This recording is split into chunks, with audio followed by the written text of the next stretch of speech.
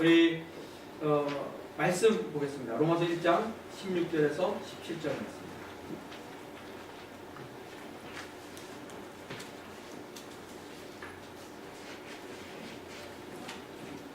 로마서 1장 16, 17절 말씀인데요.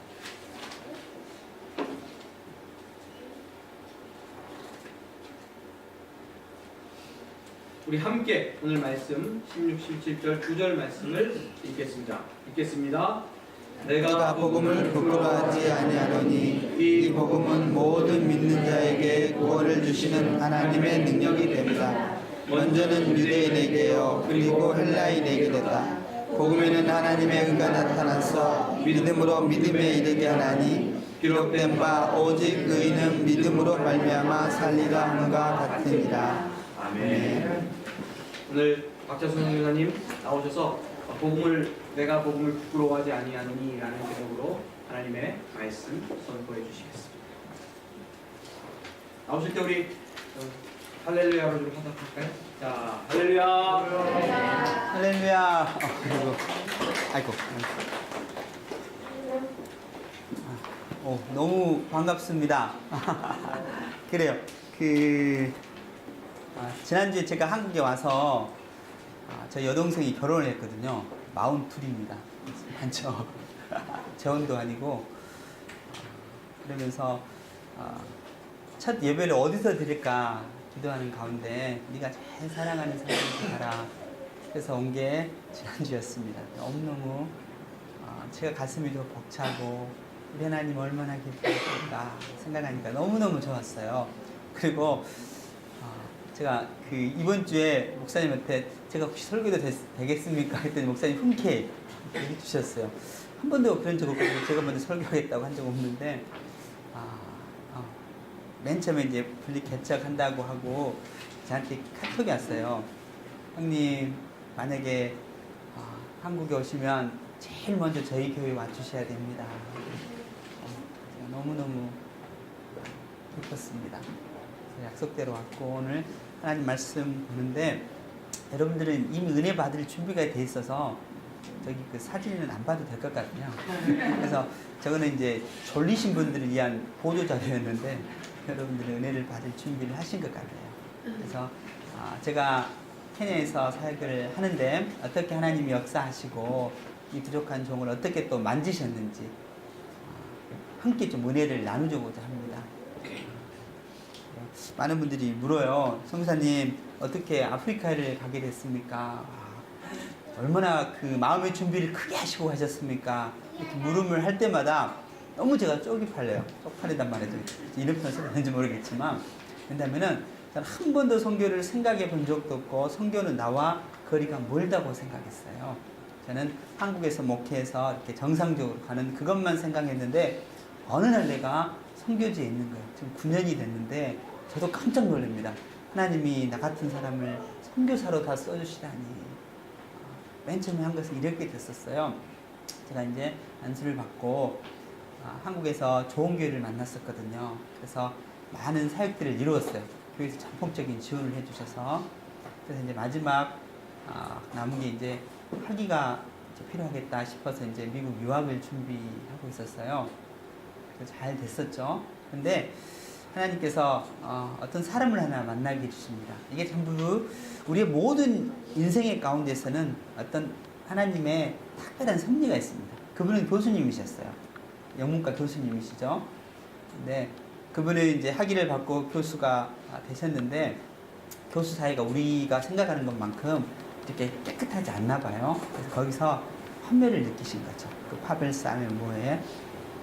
그래서 그분은 큰 대학이 아니라 조그만 대학에 이제 교수로 가셨는데 그분은 공부하면서 하나님을 이제 제대로 만나신 거예요. 미국에서. 그러면서 안식년 때마다 교수들 안식년이 있잖아요. 방학 때마다 선교를 가십니다. 항상. 저를 친동생처럼 생각해 주신 분이거든요. 그러면서 제가 이제 저도 유학을 가야 되니까 그분에게 이제 유학 상담차 갔습니다. 근데 저를 보더니 이런 말씀을 해주세요. 박 목사님, 내가 박 목사님 내 친동생처럼 다 사랑하고 아끼는데 그러면서 본인의 이야기를 해주시는 거예요.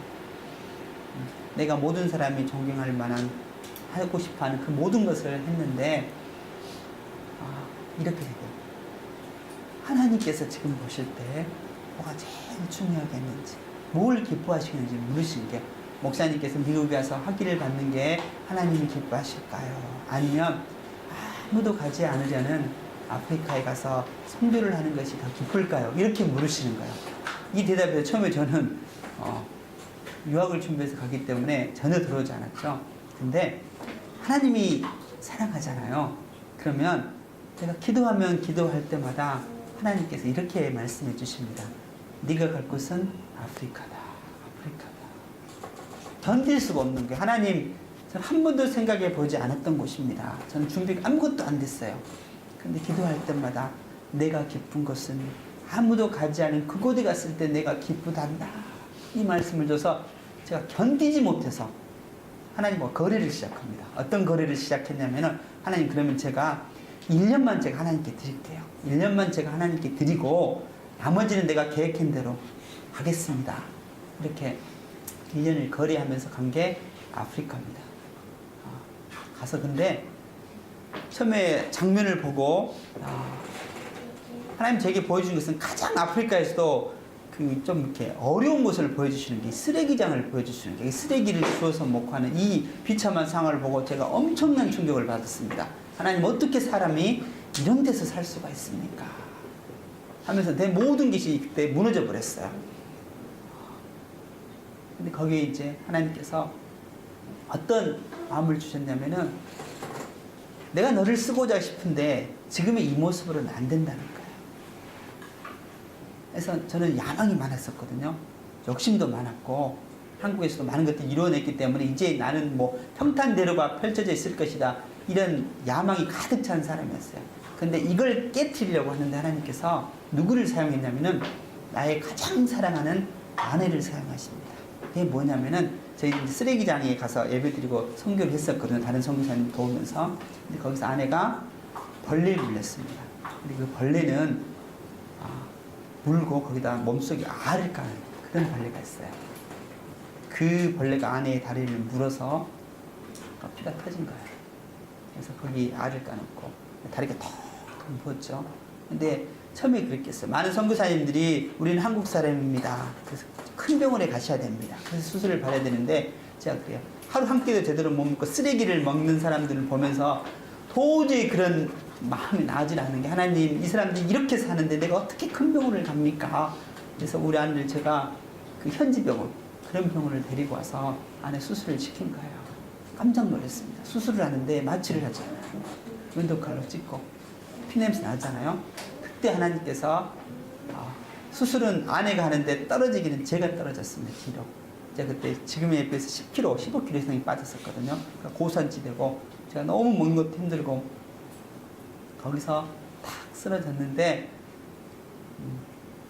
주위 의사들이 깜짝 놀라는 거죠. 수술을 받은 사람이 쓰러져야 되는데 옆에서 둥 떨어졌으니 근데 숨을 쉬지 않았어요. 저는 그때부터 기억이 없어요. 근데 우리 아내가 저를 살리는데 의사들을 다 밀치고 피 질질 흘리면서 의사를 제끼고 심폐소생술로 저를 살렸습니다. 그때 하나님께서 저에게 보여주신 게 있습니다.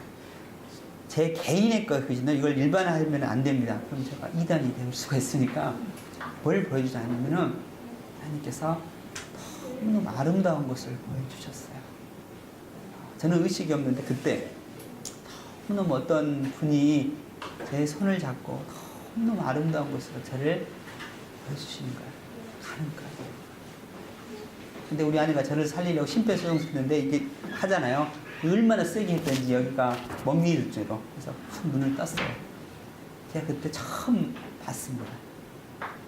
하나님께서 하도 안 믿으니까 저는 이 합동측의 총신 우리 아내가 항상 말하는 꼴통 보수거든요. 그래서 말씀에 의거하지 않고는 전혀 저는 믿질 않습니다. 그 어떤 것도.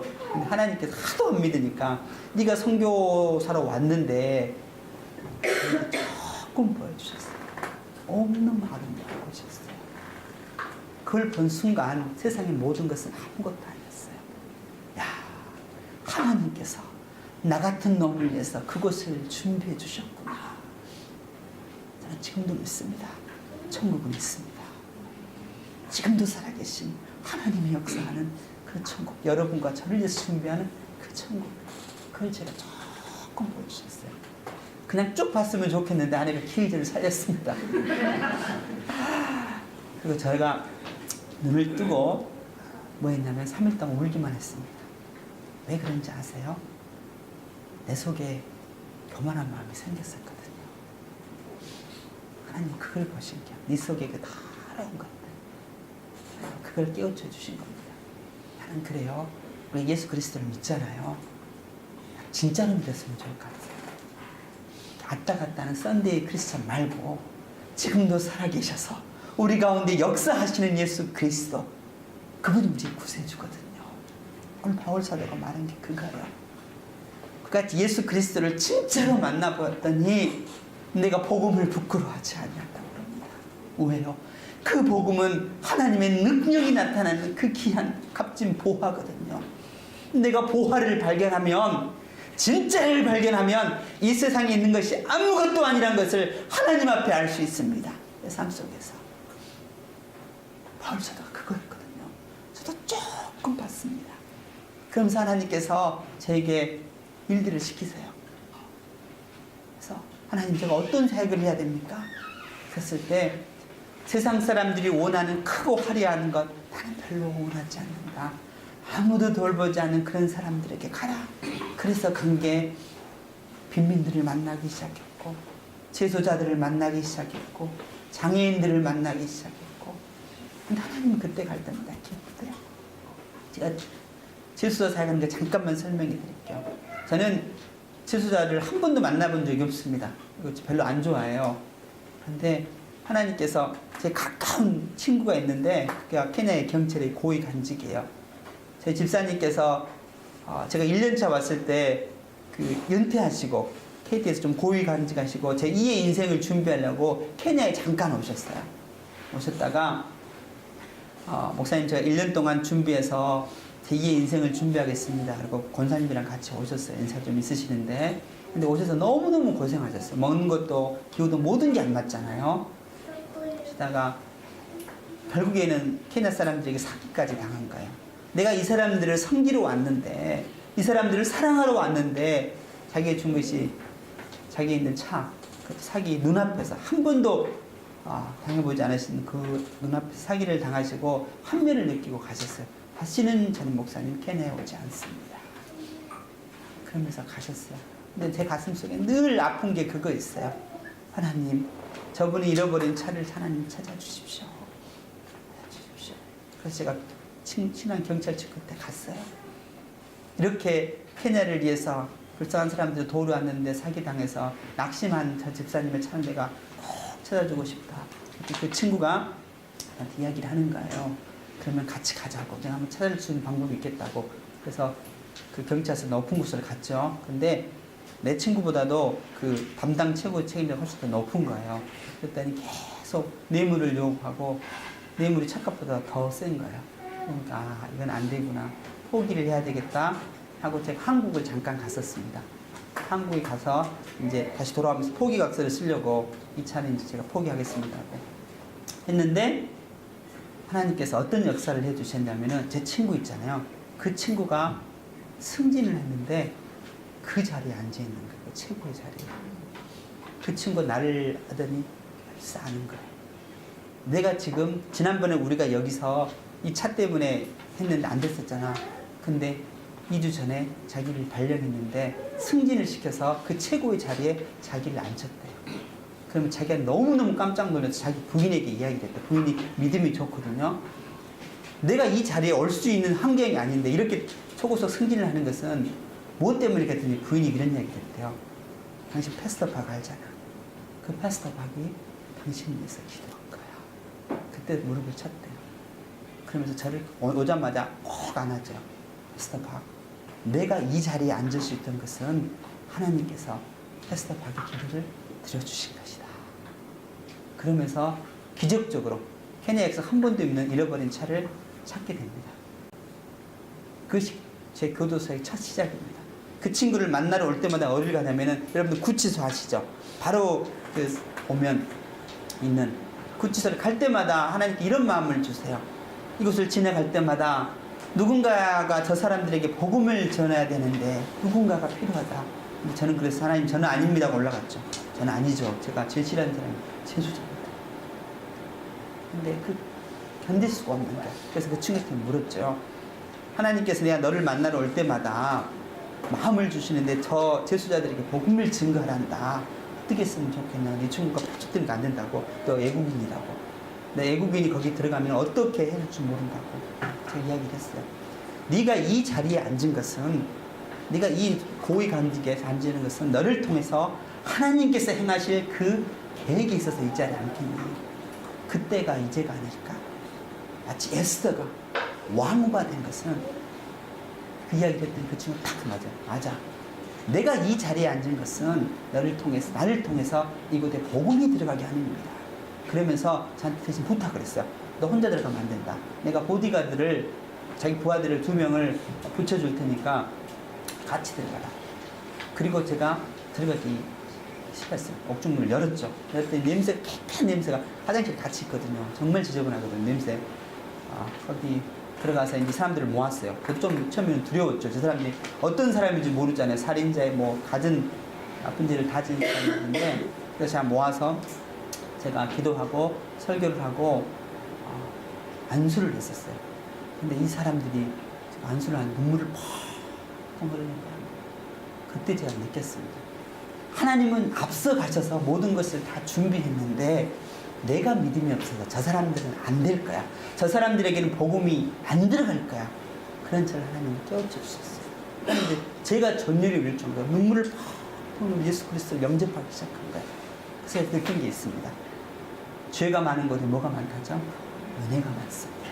정말 펑펑 오르며 자신의 죄를 회개하는데 제가 깜짝 놀랐어요.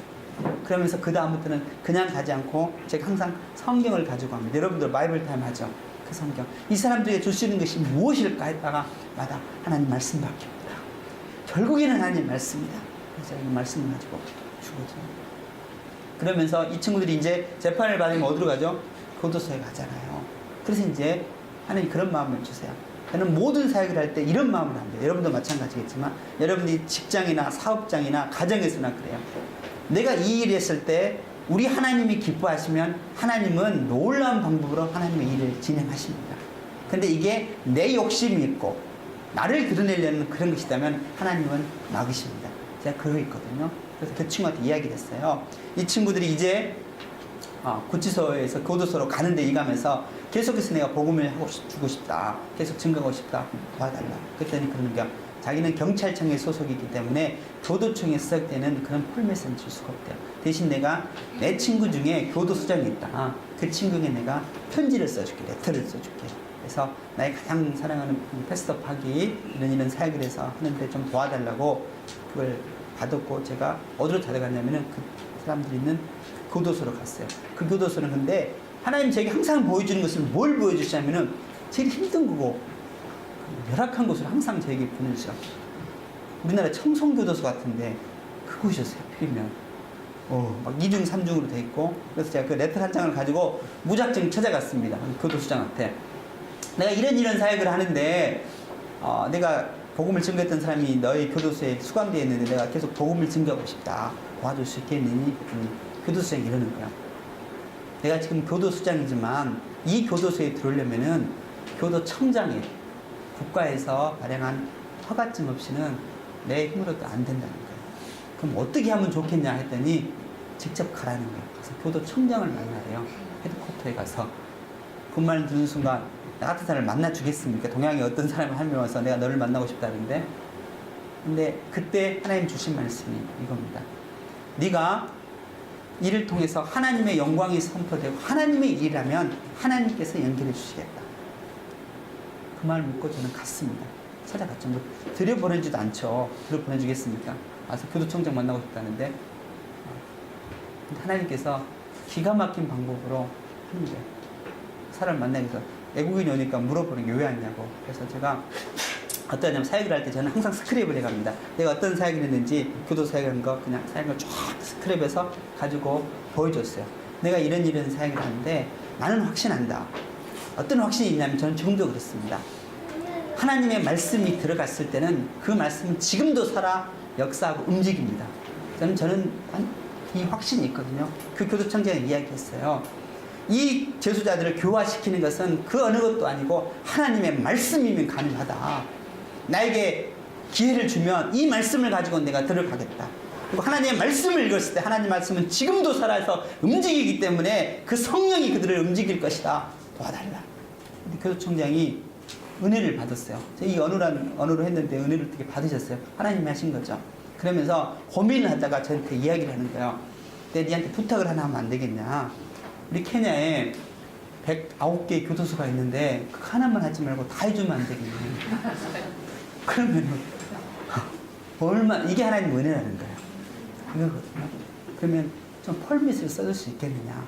그래서 받은 게 교도청장의 펄밋을 받았습니다. 패스터 가지고 성경을 들어가는데 각 교도소장들은 적극적으로 도와라. 이 교도소 재수자들이 교화될 수 있도록 도와라. 그러면서 들어가기 시작했습니다. 갈 때 뭐만 들고 왔냐면은 교도소에 뭐가 필요하겠어요? 먹을 거 빵 주라고 막 그러죠. 가면 있거든요. 많은 데는 3,000명이 앉아 있거든요.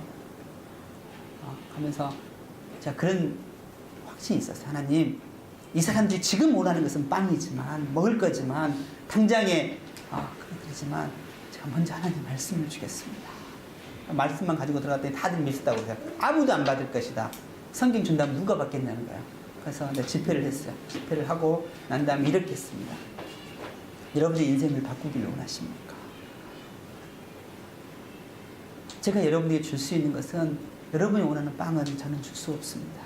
그렇지만 내 인생을 바꿔주시고 지금도 살아계신 이 하나님의 말씀을 여러분들에게 드리기를 원하는데 정말 이 하나님 말씀을 읽고 여러분의 인생을 변화시키길 원하시는 분들이 있으면 손을 들어주세요. 일어나주세요.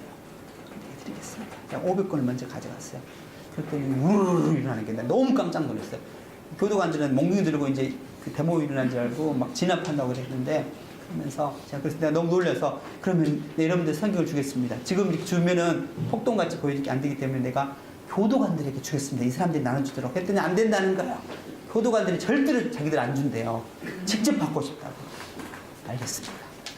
그때부터 제가 일일이 그 사람들을 전부 안수해주면서 성경을 주기 시작해요. 근데 교도소에서 제가 많은 사람들에게 지저분하고 그런 곳에 왜 갑니까? 할 때 저는 항상 이 고백을 합니다. 제가 살려고 갑니다. 제가 살려고. 가서 내 인생이 내가 신앙적으로 다운됐을 때 힘들었을 때 이 사람들이 하나님을 찬양하는데 정말로 목숨을 내놓고 찬양해요. 쓰러져서 기도하는데 거기서 제가 은혜를 받거든요. 하나님 저를 살리시려고 이 재수자들을 만들게 해주신 그 하나님 은혜에 감사합니다. 물론 몸은 힘들고 피곤하고 그렇지만 하나님 저들이 하나님의 말씀을 읽고 내가 뭘 하고 내 설교 은혜를 받고 눈물 뿌려서 기도하면서 가슴을 치면서 그러면서 하나님 감사합니다. 나 같은 놈 살려주시려고. 그래서 기도소가 열리기 시작했거든요. 지금은 정착 잘 됐어요. 각 채플린들이 도와주셔서. 근데 정말 제가 은혜를 많이 받는 곳은 여자 교도소입니다. 케냐는 이렇게 엄마들이 수감되잖아요. 그럼 아이들을 봐줄 데가 없잖아요. 그래서 같이 수감이 되어 있습니다. 이들이랑 같이. 눈을 뜨니까 교도소야. 아이가. 이거 없고 오거든요. 항상 집회를 하면서 엄마한테 그런 이야기를 합니다. 어떤 엄마도 내가 비록 죄인이지만 교도소에 있지만 내 자녀만은 잘 되기를 원하는 게 모든 엄마들입니다. 그래서 제가 이제 아이들이랑 같이 안수해주면서 축복해 주거든요. 그러면서 이러는 거예요. 제가 엄마가 해줄 수 있는 건 아무것도 없습니다. 내가 지금 바이블 타는 성경을 드릴 텐데 이 말씀을 여러분 자녀에게 읽어주세요. 하나님께서 함께 하실 겁니다. 여러분의 자녀. 그리고 기도하자니까 엄마는 펑펑합니다. 알거든요. 내 자녀만큼은. 그러면서 제 은혜를 받는 것이 더 큰 것입니다. 소년원도 마찬가지고 제일 복음이 들어가기 힘든 것은 소녀원이에요. 이들은 눈빛이 달라요. 교도관들이 몽둥이로 들고 딱 일절로 세거든요. 차렷하면 쫙 줄 서고 이러거든요. 하는데 제일 복음이 안 들어가지만 그래도 하나님 이들에게 줄 것은 없습니다. 다시 나와봐야 사회 쓰레기밖에 안 되는데 하나님 어떻게 할까요? 저는 그래요. 지금은 우리가 보는 게 아무것도 없고 희미하게 보이지만 저는 그럽니다. 이 하나님의 말씀이 들어가고 그들이 이 하나님의 말씀을 읽었을 때 그들의 인생은 변할 것이다. 성령 하나님께서 그들의 인생을 터치해 주실 것이다. 저는 그 역시 확신이 있습니다. 여러분도 바이블 타임이나 성경이 있는데 꼭 바이블 타임이 아니어도 상관없어요. 정말 하나님의 말씀이 여러분의 인생을 뒤흔들 수 있는 그런 귀한 무기입니다. 이걸 여러분 가슴속에 평생을 두고 사세요. 같이 가야 되거든요. 그리고 난 다음에 교도소에 가면 하나님 또 보여주신 것이 장애인이에요. 하나님 장애인인데 제가 장애인 하면서도 제일 뭐랄까요? 가슴 벅찼던 것들이 하나님께는 우리가 두드리잖아요. 그런 방법을 항상 주시는 겁니다. 이제 죽는다고 제가 유치원을 열었었거든요. 조그만 빈민 아이들, 학교도 가지 못하는 아이들 어떻게든 학교를 보내야 되겠다 싶어서 제가 직접 한번 열었어요. 그리고 이제 신방을 가는데 누구를 만났냐면은 장애 아이를 만났어요. 엄마가 돈 벌러 가야 되기 때문에 그 집에다 가둬놓고 문을 잠궈요. 그러니까 정신지체, 몸지체가 있기 때문에 거기다 뼈를 다 싸고 그러거든요. 이게 말을 못하기 때문에 동물소리를 불부짖는 거냐 물었어요. 저희 이거 왜 저기 있냐 했더니 아무도 돌봐줄 사람이 없다고. 그래서 그럼 하나님 제가 저 아이들을 돌보겠습니다 하고 엄마를 설득했죠. 그래서 교회로 데리고 오는데 한 아이가 있었어요. 어떤 아이냐면은 그 아이는 배가 이렇게 산만이 이렇게 나오는 그런 병이 있었어요. 그 변을 제대로 못 봐서 그래서 이제 한 오래 살아봐야 1, 2년밖에 살지는 못한대요. 나이는 좀 찼는데 학교를 가지 못한 게 그러면은 마지막 임종 때까지 내가 예수 그리스도를 알게 해야 되겠다. 그 친구를 데리고 왔어요. 저희 유치원 데리고 왔거든요. 데리고 왔는데 하나님이 이 애를 살리려고 그랬나 봐요. 한국에서 어떤 의사 선생님들이 오셨어요. 그래서 한번 보여줬어요. 보여줬더니 한번 수술하면 될 것 같다는 그런 말을 저에게 주는 거예요. 저는 그러거든요. 이 아이들을 보면서 이 아이의 영혼이 하나님께 달려있기 때문에 하나님 원하시면 살리실 것이다. 그래서 알아봤어요. 그랬더니 한국에 비슷한 케이스로 이런 수술하는데 거의 1억이 넘게 든대요. 1억이 수술비로. 도저히 너무 감당할 수 없어 포기하려고 했는데 미국에서 그 의사 선생님들이 이렇게 1년 동안 이렇게 봉사하러 오신 분들은 미국 의사들은 많아요. 한국도 있지만 그런 분 중에 이쪽 그 소아과에 이쪽 권위자가 오신 거예요. 그러면서 제가 또 두들겼죠. 이런 일은 아이가 있는데 도와줄 수 있겠습니까? 그랬더니 그분이 해줄 수 있다고. 하나님이 살리시려면 그런 방법을 쓰거든요. 그래서 한국에 가지 않고 거기서 수술했는데 이 비용도 어떻게 조달했냐면은 한 독일 1.5세 한인이세요. 그분이 장애인에 대한 특별한 마음이 있으세요. 깜짝 놀랐어요. 왜 그랬더니 자기 자녀가 장애를 가지고 있습니다. 일단 제가 장애인 사역하는 걸 보고 너무너무 감동을 받으신 거예요. 그러면서 목사님, 내가 저 아이를 살리고 싶은데 어떻게 하면 될까요? 그렇게 얘기를 하는 거예요. 그래서 이렇게 됐는데 그런 방법이 있으면 했더니 목사님 대신 조건이 있습니다. 아무에게도 말하지 마세요. 아무에게도 말하지 마시고 거의 헌금을 해주셨어요. 그 아이 살릴 수 있도록. 그래서 그 아이 이제 수술 들어가거든요. 뭐냐면 대장이 있어요. 대장에 어느 부분이 고장난지 모르기 때문에 3분의 1을 잘라내요. 그리고 다시 이어요. 또 안 되면 또 3분의 1 잘라 이어요. 그럼 두 번째 때는 대장이 없기 때문에 호수를 끼고 살아야 돼요. 그럼 생각해 보세요. 그 환경이 그 열악한 곳 호수를 끼고 한다는 것은 죽는다가 똑같거든요. 하나님 기도했습니다. 하나님, 이 아이는 수술이 들어가는데 먼저 대장의 3분의 1을 자릅니다. 근데 이 3분의 1 부분, 잘라낸 부분이 아니라면 이 아이는 죽습니다. 할 수가 없습니다. 기도하는데 하나님께서 살리시려고 그 아이 됐어요. 얼마나 그때 펑펑 울었습니다. 엄마랑 아이랑 펑펑 울고. 그리고 우리 유치원에 오는데 그가 뭐라 하는지 우리를 보면 가장 먼저 달려와서 배를 이렇게 들어요. 자기 배를 때려요. 내 배 다 들어간다. 근데 원래 그가 정신지체까지 있는 줄 알았더니 여기가 나으니까 정상으로 돌아오기 시작했어요. 그렇게 해서 한 영혼을 살리는 겁니다. 이게 하나님의 저는 방법이라고 봅니다. 그래요. 마지막 하나만 하고 마치기 너무 길면 안 될 것 같아요. 제가 지금 집중적으로 하는 게 이런 바이블 타임 하잖아요. 그래서 제 소원이 저는 어린이 사역하고 청소년 사역을 전문적으로 했었거든요. 그래서 그런 마음이 있어서 하나님, 이 아프리카 민족을 변화시킬 것은 딱 하나입니다. 하나님 말씀입니다. 이 말씀을 우리 아이들에게 읽히고 싶은데 어떻게 하면 좋겠습니까? 하나님 기도를 하는데 하나님께서 길을 알려주셨어요. 뭐라? 네가 교도소 어떻게 네 간지 알지?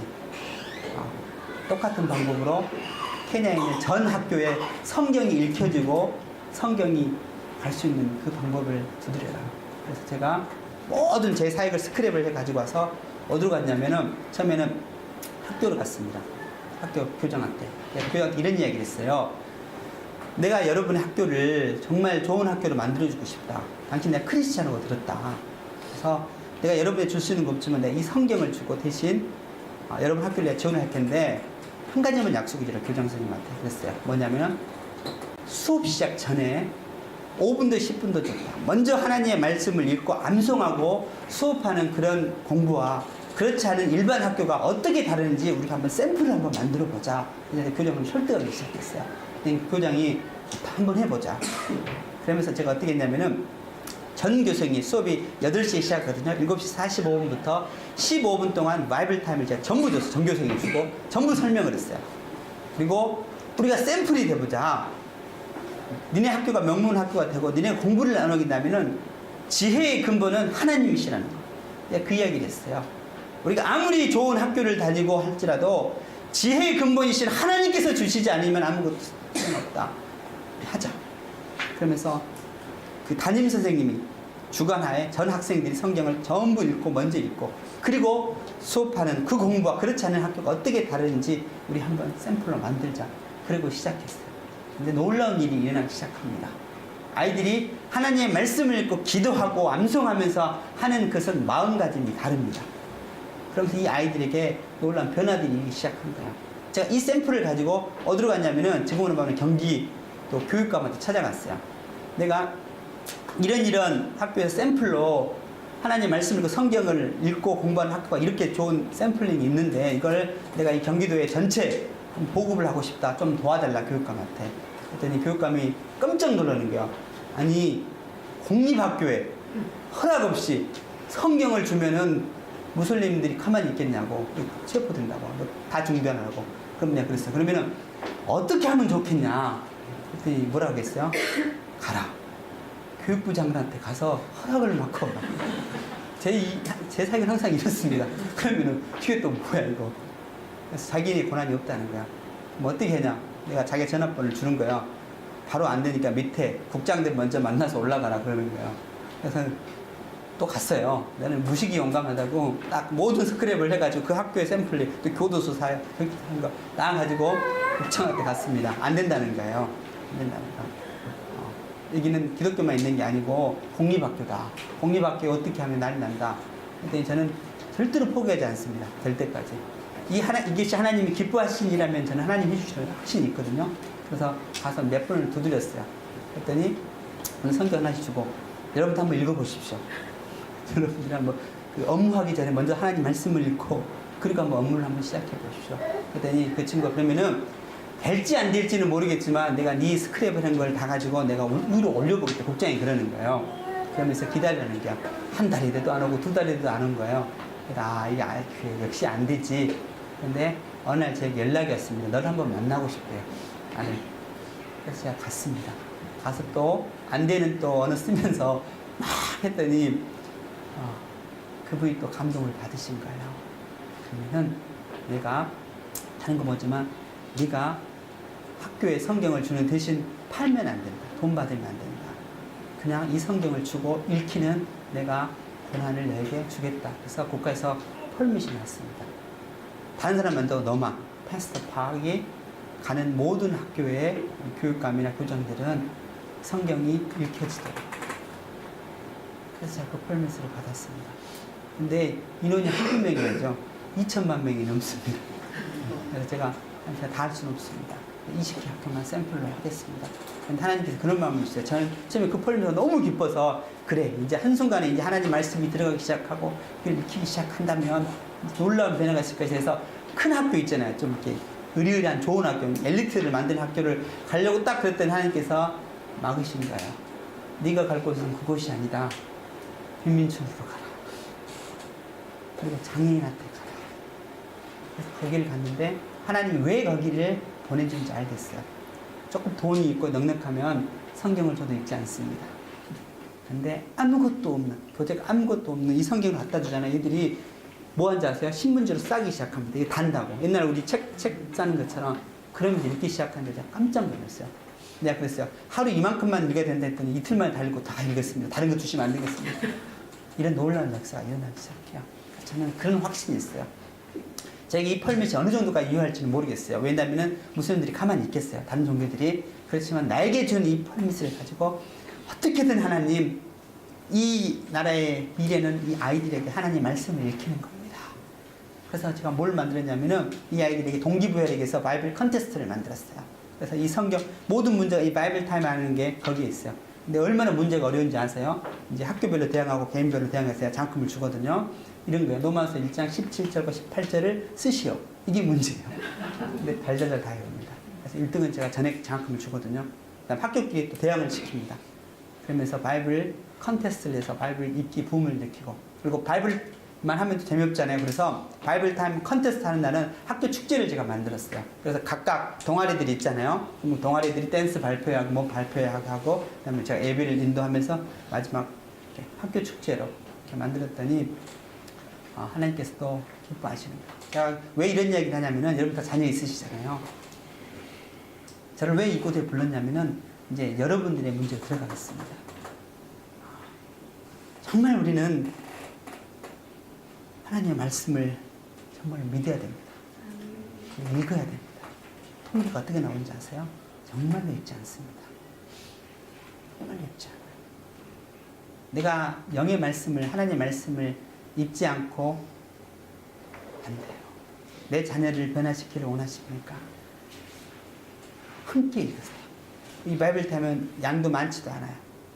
그리고 저는 읽기 전에 그렇게 이야기를 해요. 지혜의 근본은 하나님이시고 지식의 근본이 그 하나님 앞에 드려야 됩니다. 자녀 내 것 같지만 내 거 아닙니다.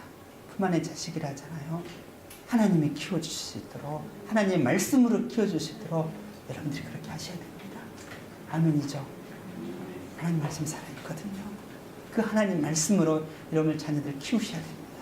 저는 확신이 있어요. 하나님, 나에게 이 귀한 펄밋을 줘서 아프리카를 변화시킬 수 있는 이 귀한 조류의 기회를 주셨습니다. 하나님, 이 말씀이 들어가는 곳곳마다, 읽혀지는 곳곳마다 하나님, 하나님의 역사가 일어나게 하여 주시옵소서. 10년 후에, 20년 후에 우리 민족은 안 된다고, 우리나라는 안 된다고, 아프리카는 희망이 없다고 하는 그곳에서 이 아이들이 20년 후에 하나님의 말씀으로 살아난다면, 하나님의 말씀 앞에 다시 선다면 정말 변될 줄로 믿습니다. 그리고 이 아이들이 지도자가 되었을 때 그때부터 하나님의 역사가 일어나기 시작한 거거든요. 많은 사람이 필요한 것이 아니라 진실된 하나님의 종들이 곳곳에서 일어나서 하나님의 영광을 선포하고 하나님의 그 나라를 선포할 때 그때부터 하나님의 역사가 시작되는 겁니다. 한국교회가 무너진다고요? 아니요, 여러분 교회 같은 교회가 있잖아요. 이제부터 시작하면 됩니다. 그 토대에 하나님의 말씀이 있어야 될 줄 믿습니다.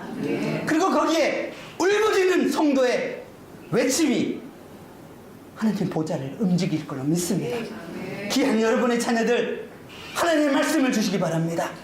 그 어느 것보다도, 그 어느 좋은 것보다도 살아계신 하나님이 여러분의 자녀들의 마음을 움직여서 그 자녀들이 그 하나님의 말씀을 가지고 세상 앞에 당당히 나갈 수 있도록 그렇게 키우셔야 됩니다. 살아계신 하나님, 역사하시는 하나님, 지금도 움직이시는 하나님, 여러분들에게 도전하십니다. 내 사랑하는 딸아, 이 귀한 딸들아, 이 귀한 아들들아, 내가 내게 이미 주어진 이 복음의 메시지를 내게 주었다. 이제 이것이 살아서 움직이려면 읽고 또 읽고 그 말씀대로 살려고 몸부림치는 그 영혼들에게 하나님께서 함께 하시겠다고 약속하십니다. 그 약속의 말씀을 믿고 함께 가시기를 바랍니다. 저는 가슴이 벅차요. 왜요? 여러분 교회를 보면서 아직 설립도 하지 않은 이 교회에 정말로 좋은 교회들 있잖아요. 다 갖춰진 교회 갈 수 있어요. 그렇지만 아무것도 없는 이곳에서 여러분들 목사님과 함께 시작하겠다고 이렇게 눈물 뿌려 기도하는 이 모습 우리 하나님 다 보셨습니다. 이 하나님께서 다 보시면서 이제 함께 가자. 함께 가자. 여러분이 세우신 귀한 목사님과 함께 정말로 진짜 하나님의 교회를 만드시기 바랍니다. 세상적인 가치 추구한 것 말고요. 정말로 성경에서 말한 초대교회에서 말한 여러분의 교회가 죽어서 한국교회를 살리고 여러분의 가정이 죽어서 여러분의 사회를 살리고 그런 진짜 교회를 여러분들의 목사님과 함께 만드시기 바랍니다.